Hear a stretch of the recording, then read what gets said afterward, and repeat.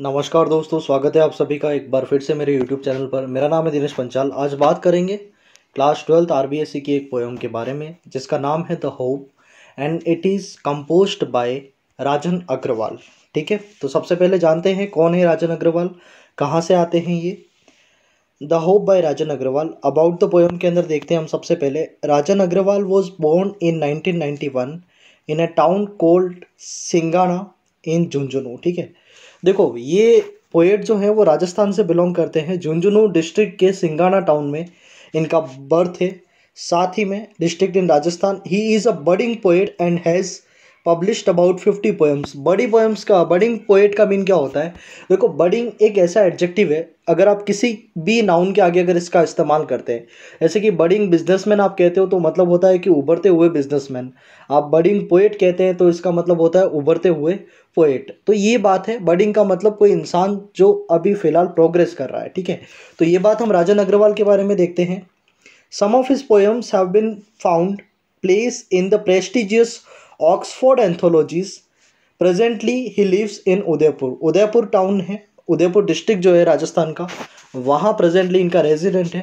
और इनकी पोएम का कुछ कलेक्शन जो है ऑक्सफोर्ड की एंथोलॉजीज है, जो लिटरेरी कलेक्शन है ऑक्सफोर्ड का, वहाँ पर भी इनकी कुछ पोएम जो है वो ऐड हो रखी है। तो अनडाउटेडली मॉडर्न पोएट है और काफ़ी अच्छी प्रोग्रेस इन्होंने अभी तक अपनी लाइफ के अंदर करी है। तो देखते हैं हम आगे कि पोएम के बारे में वो क्या बताते हैं। The theme of the poem is hope as defined and considered by various parties, including the poet.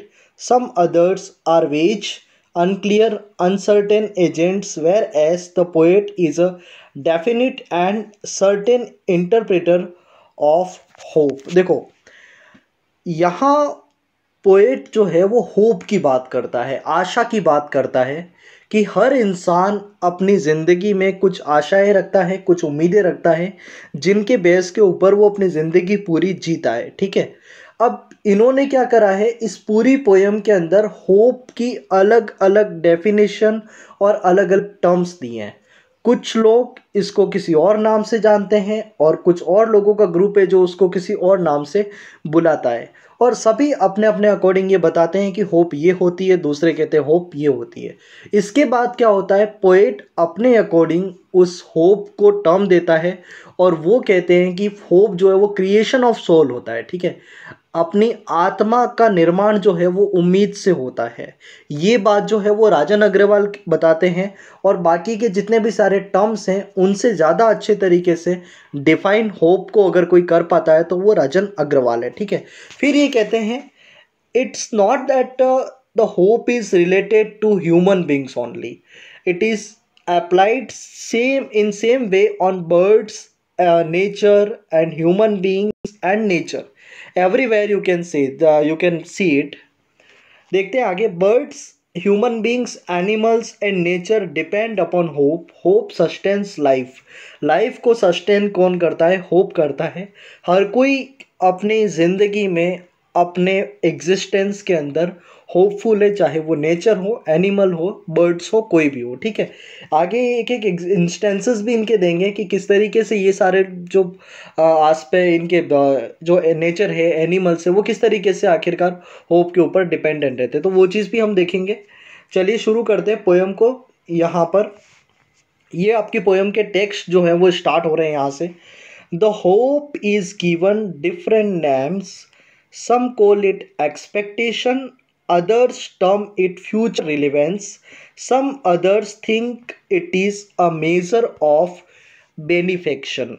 ये कुछ शुरुआती लाइनें हैं पोएम की। यहाँ पर पोएट क्या मैसेज देना चाह रहे हैं और साथ ही में इसका एक्सप्लेनेशन क्या होता है वो हम देखेंगे। एक चीज़ ध्यान रखना, इस पोएम के अंदर जो फर्स्ट स्टेंजा है अपना, वहाँ पर ही आपकी राइम जो है वो अपन को नज़र आती है, बाकी के स्टेंजास के अंदर राइम नहीं है। ये चीज़ हमको ध्यान रखनी है।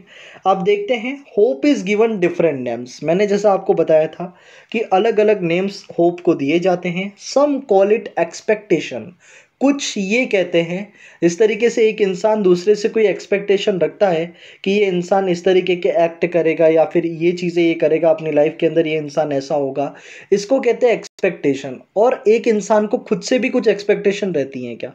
तो कुछ लोग ये कहते हैं कि उस होप जो है वो हमारे लिए एक्सपेक्टेशन है, ठीक है।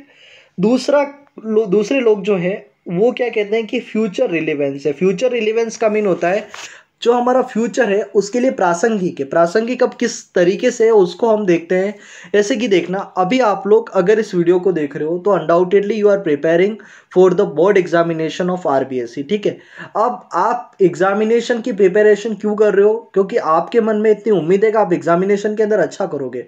और अगर बहुत अच्छे तरीके से इसको डिफाइन करना हो तो कहीं ना कहीं पर आप होपफुल हो कि एग्जामिनेशन आने तक आप बिल्कुल हेल्दी रहेंगे और एग्जाम को दे पाएंगे। That's why you are preparing, means that you have a shot of hope in your mind, है ना। ये चीज़ आपके अंदर है, इसलिए आप उस एग्जाम की प्रिपरेशन कर रहे थे। अगर आप होपलेस होते तो आप वो काम नहीं करते, आप अपनी लाइफ के अंदर कोई भी काम नहीं करते। इंसान इवन रात को सोता है तब भी वो इस उम्मीद के साथ सोता है कि सुबह वो उठेगा और अपने जीवन के जो भी उसको काम करने हैं उन कामों को वो करेगा। इस वजह से एक इंसान जो है वो चैन की नींद सो पाता है। अगर उम्मीद नहीं है तो इंसान की ज़िंदगी से ये चैन की नींद गायब हो जाएगी, उसके सारे एक्शंस हैं वो सारे के सारे एक्शन भी डिसअपियर हो जाएंगे। तो somewhere the human life is completely dependent on hope, it can be said here. Some others think it a major of benefaction. देखो बेनिफिक्शन क्या का मीन जो है वो होता है एन एक्ट ऑफ चैरिटी, है ना। आप देखते हो इंसान जो है वो कोई भी चैरिटेबल एक्ट करता है, आपने ये देखा होगा कभी कभार इंसान जो है वो, कुछ लोग ऐसे होते हैं जो लॉ ऑफ कर्मा पर बहुत ज़्यादा डिपेंडेंट होते हैं और कहीं ना कहीं पर उसके ऊपर यकीन करते हैं। तो उनका ये रहता है कि जब भी वो कोई अच्छा काम करते हैं तो उनके मन में एक ये कहीं ना कहीं पर एक चीज़ क्रिएट हो जाती है that do good and get good, है ना। हम अच्छा करेंगे तो अच्छा होगा हमारे साथ, ठीक है। तो उनके द्वारा जो बेनिफैक्टरी एक्ट भी होते हैं वो भी सारे किस बेस पे ऊपर होते हैं कि कहीं ना कहीं पर अगर हम अच्छा करेंगे तो हमको अच्छा मिलेगा। तो ये अलग अलग टर्म से यहाँ पर होप जो है उसको डिफाइन किया जाता है, जो अलग अलग लोग अपने अपने अकॉर्डिंग इसको टर्म देते हैं। नेक्स्ट देखते हैं हम, स्टेंजा है हमारा टू मी। अब देखो यहाँ पर तीन अपन को टर्म्स दिखी। पहला अपन ने देखा कुछ लोग इसको एक्सपेक्टेशन कहते हैं और कुछ लोग इसको फ्यूचर रिलीवेंस कहते हैं और कुछ लोग इसको बेनिफिक्शन जो है, ठीक है, वो कहते हैं। तो ये चीज़ हमने देखी। अब यहाँ पर इन तीनों ओपिनियन के बाद पोएट जो है वो अपना ओपिनियन देते हैं कि मेरे लिए होप क्या है। तो पोएट कहते हैं to me hope is the creation of soul. हमारी जो सोल है उसका निर्माण करना है, ठीक है। क्योंकि हमारी आत्मा को भी कुछ उम्मीदों की ज़रूरत होती है और बिना उम्मीदों के हमारी आत्मा का निर्माण नहीं हो सकता। एक इंसान हमेशा अपनी लाइफ के अंदर डिप्रेस्ड फील करेगा अगर वो होपफुल नहीं है तो हमारी सोल जो है वो अपने आप को बहुत अच्छी कंडीशन में, हेल्दी कंडीशन में बनाए रखे और साथ ही में अच्छे तरीके से वो क्रिएट कर सके, खुद को एक पॉजिटिव ओपिनियन अपने आप में रख सके और साथ ही में लाइफ को पॉजिटिव वे से देखे। उसके लिए ज़रूरी है कि एक इंसान के मन के अंदर होप जो है वो बनी रहे। That makes us feel pleasure some. और ये होप है वही कहीं ना कहीं पर इंसान को खुशी देती है। हो सकता है एक इंसान आज बहुत बुरी स्थिति से गुजर रहा है अपने जीवन में, कुछ भी उसके साथ अच्छा नहीं हो रहा है और इवन कभी कभार तो ये भी होता है that people commit to suicide also, है ना। तो ये सारी चीज़ें क्यों होती है? क्योंकि कहीं ना कहीं पर वो होपलेस हो जाते हैं और जिस दिन आप होपलेस हो जाते हो उस समय आपकी लाइफ जो है वो ख़त्म हो जाती है। आपकी आत्मा जो है, आपकी सोल जो है वो बहुत हद तक नेगेटिव स्तर पर चली जाती है, तो जहाँ से आपके लिए उभरना मुश्किल होता है। ये सारी बातें जो हैं वो पोएट बताते हैं। And leap with enthusiasm and glow. देखो जब भी एक इंसान जो है वो उसकी होप अगर अच्छी है, ठीक है, वो इंसान प्लेजर सम फील करता है और कहीं ना कहीं पर एंथुजियाज्म का मीन होता है उत्साह, ठीक है। उत्साह के साथ अपनी ज़िंदगी को वो आगे ले जाता है और एक ग्लो जो है वो उसकी लाइफ के अंदर नज़र आता है। हमको उसके चेहरे के ऊपर भी उस ग्लो को दे सकते हो जो इंसान जो है वो उम्मीद से भरा हुआ है। In past we have survived on hope. अगर हम पास्ट की भी बात करें तो भी हम कहीं ना कहीं पर होप के ऊपर ही सर्वाइव करे हैं। हमने पास्ट में जो भी काम करे थे वो इसी उम्मीद से करे थे कि कुछ काम हमारे लिए अच्छा होगा। आपने 11th क्लास का एग्ज़ाम दिया था, आपके मन में ये होप थी कि हम 12th क्लास में आएंगे, है ना। तो इंसान जो है वो सीधा का सीधा आप ये कह सकते हो कि उम्मीदों के ऊपर डिपेंडेंट है ना।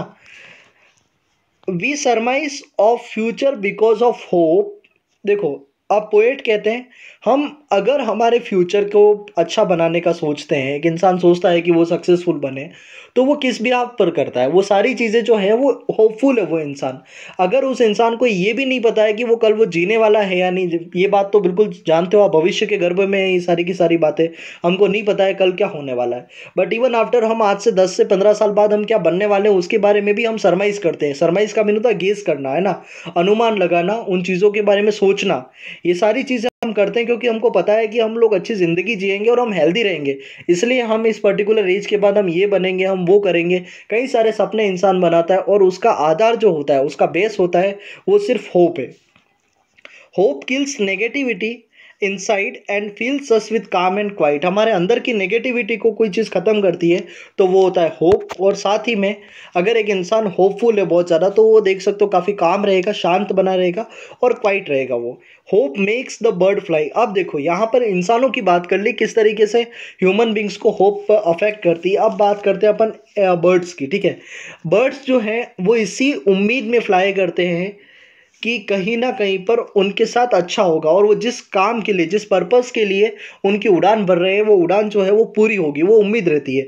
अब वो क्यों फ्लाई करते हैं? In search of food for young ones. उनके यंग वंस जो है, उनके जो छोटे छोटे बच्चे होते हैं, ठीक है, उनके लिए वो क्या करते हैं? खाना ढूंढने के लिए जाते हैं, ठीक है। और साथ ही में आप देखते हो मटेरियल जो तिनके होते हैं, तिनके अलग अलग जगह से बिन के लाके वो अपना घोंसला बनाते हैं to build their homes. It is the hope, है ना। देखो यहाँ क्या होता है, आप देखना, यहाँ पर बर्ड्स के बारे में बता रखा है होम्स तक। उनके मन में ये उम्मीद है कि मेरा घर जो मैं बनाऊंगी एक एक तिनका लाकर वहाँ पर, वो चिड़ियाएँ जो हैं, वो बर्ड्स जो हैं, वो एक उम्मीद के साथ ये सारे काम करते हैं। अगर उनके मन में ये चीज़ होती कि मैं जो यहाँ पर अपने लिए नेस्ट बनाने वाला हूँ, बनाने वाली हूँ, तो फिर क्या हो जाएगा कि वो उस काम को उतने अच्छे तरीके से नहीं कर पाएंगे। अगर उनके मन में इस बात का डर है कि मेरा जो घोंसला है वो लंबे समय तक नहीं रहेगा, तो उनके मन में उम्मीद होती है कि नहीं, जो भी है एक बार के लिए मुझे अपने बच्चों के लिए खाना ढूंढने जाना है और साथ ही में मुझे अच्छा घर बनाना है। इस उम्मीद के साथ वो उड़ते हैं। It is the hope that make a bird stay on the branch and Bloom. आपने देखा होगा ब्रांचेस के ऊपर क्या होता है, छोटी छोटी कलियाँ होती है, ठीक है। और वो कलियाँ फिर इवेंचुअली किसके तौर पे तब्दील होती है? वो एक फ्लावर के तौर पर तब्दील हो जाती है। तो वो ब्रांच के ऊपर वो कली इसी उम्मीद से टिकती है कि एक ना एक दिन वो क्या बनेगी? फूल बनेगी, ठीक है। तो वो भी कहीं ना कहीं पर उसके मन में भी उम्मीद जो है वो भरी हुई होती है। नेक्स्ट देखते हैं अपन, trees lose their leaves with a hope that one day it will be laden with green hues. देखो, जो आपने देखा होगा पतझड़ का मौसम आता है, उसके अंदर पेड़ क्या करते हैं, उनके ऊपर से जो पत्तियां होती है वो सारी की सारी निकल जाती है और फिर वो ज़मीन पर गिर जाती है। और ये पतझड़ का मौसम होता है, उसके बाद जो है वो बसंत आती है, ठीक है। अब उनके मन में ये उम्मीद होती है कि आगे कुछ अच्छा होने वाला है, ठीक है। जब उनको पता है कि जिस समय वापस बारिश का मौसम आएगा, उस समय क्या होगा कि उनका जो पेड़ के ऊपर जितनी भी सारी पत्तियां थी जो उन्होंने त्यागी थी, वो वापस बढ़ जाएंगी। ग्रीन ह्यूज का मतलब होता है हरियाली छा जाएगी वहाँ पर। वो इसी उम्मीद के साथ अपने लीव्स को खुद त्यागते हैं और एक हरा भरा पेड़ जो है वो बिल्कुल सूखा हो जाता है, ठीक है। और वो उसी उम्मीद के साथ सूखा होता है कि एक ना एक दिन वापस उसके ऊपर पत्तियां आएंगी, वापस वो पेड़ जो है वो हरा भरा होगा। तो कहीं ना कहीं पर नेचर के ऊपर, ट्रीज के ऊपर भी हम होप का इम्पैक्ट देखते हैं। Hope enlightens the gloom, the life's gloomy thoroughfare. Thoroughfare का मीन क्या होता है? रास्ते, है ना, मार्ग जो होते हैं अपने। होप किसको इनलाइटन करती है? लाइफ्स ग्लूमी, है ना, जिंदगी के कुछ ऐसे रास्ते होते हैं जो अंधकार भरे होते हैं, जहाँ पे डार्कनेस होती है। कुछ अच्छा होने की उम्मीद अगर होती है तभी हम क्या करते हैं? उन रास्तों को पार कर पाते हैं। अगर वो उम्मीद नहीं है तो फिर हम अपनी ज़िंदगी को उतने अच्छे तरीके से सेलिब्रेट नहीं कर पाएंगे, उतने अच्छे तरीके से जी नहीं पाएंगे। ये सारी चीज़ें जो है हमारे ग्लूमी डेज को भी इनलाइटन करने का काम वो किसके ऊपर डिपेंडेंट है? कंप्लीटली होप के ऊपर, है ना। And makes us feel the freshness and warmth. और इसी की वजह से, इसी होप की वजह से हम अपने आप को काफ़ी फ्रेश फील करते हैं और अपने अंदर एक वार्मथ को अपन महसूस कर पाते हैं। All it is due to hope of the days ahead. Hope makes life go on. कहीं ना कहीं पर होप की वजह से ही हमारी ज़िंदगी चलती है। Life is a derivative of the function cold hope, ठीक है। ज़िंदगी क्या है? डेरिवेटिव है, एक फंक्शन है जिसका नाम है होप। मतलब आप ये कह सकते हो कि अगर ये होप नहीं होगी, ठीक है, तो हमारी लाइफ जो है वो नहीं होगी। यहाँ पोएट का ये कहना है, ये डेरिवेटिव है। डेरिवेटिव का मीन क्या है? फाइनल प्रोडक्शन है यहाँ पर। और वो प्रोडक्शन किसका है? लाइफ किसका प्रोडक्शन है? होप का प्रोडक्शन है, ठीक है। और इसी फंक्शन से जो है वो लाइफ का डेरिवेटिव निकल कर आता है। तो बिना होप के एक लाइफ जो है वो कभी भी सर्वाइव नहीं कर सकती, वो एग्जिस्ट नहीं कर सकती। पोएट ये बात यहाँ पर कहना चाह रहे हैं। Hope is the prime excellence, सबसे प्राइमरी प्रमुख चीज़ हमारे लिए कोई है तो वो क्या है? होप है। Right from the day one is born, उस दिन से जिस दिन इंसान का जन्म होता है। तो बच्चों ये थी हमारी poem the hope by Rajan Agarwal. I hope so कि इसके सारे टेक्स्ट आपको समझ में आए होंगे और एक्सप्लेनेशन इससे ज़्यादा मान के चले आपको इस पोयम के ऊपर वर्क करने की ज़रूरत नहीं है। यहाँ तक करते क्योंकि बहुत इजी पोयम है। आपकी सारी पोयम 12th RBSc की मैं बात करूँ, वहाँ पर आप द 7 एजेस ऑफ मैन है, वो बहुत ज़्यादा फिलोसॉफिकल पोयम है। बाकी की सारी पोयम काफ़ी इजी हैं, उनको आराम से कॉम्प्रीहेंड किया जा सकता है और अच्छे मार्क्स भी वहाँ पर लाए जा सकते हैं। अब इतना होने के बाद ये बात मान के चले, आप कहीं भी किसी भी ट्यूटर से पढ़ते हैं, अगर जब उसने पढ़ाया है तो इसका मतलब है वो काम कितना हो गया है? 50% हमारा काम हो गया है।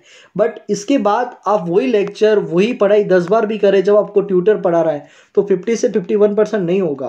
ये बाकी का जो भी 50% है वो आपके ऊपर डिपेंडेंट करता है, आपकी मेहनत के ऊपर डिपेंडेंट करता है।